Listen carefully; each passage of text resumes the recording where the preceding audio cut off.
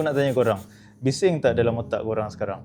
Sebab mungkin korang stres, korang overthinking, dan overthinking ni dia bukan sebab kita lemah, kalau korang nak tahu. Dia sebenarnya otak kita cuba untuk control everything, even benda yang belum jadi, dan akhirnya mental kita penat sebab otak kita try to overprotect dan takut dari apa yang bakal jadi dan takut pada mistake.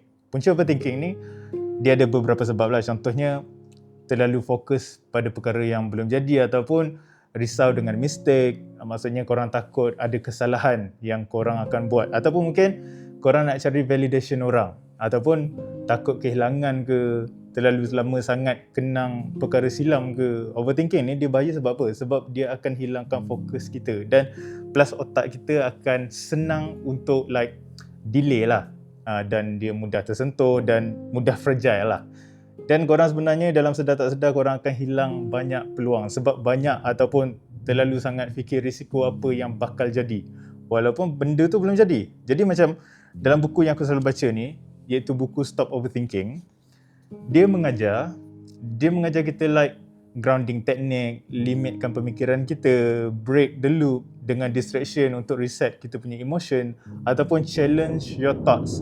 Dan satu lagi, tak silap aku, dia ajar cara untuk kita terima yang kita sebenarnya tak boleh control everything. Point of view aku dengan buku ni macam ni lah lebih kurang.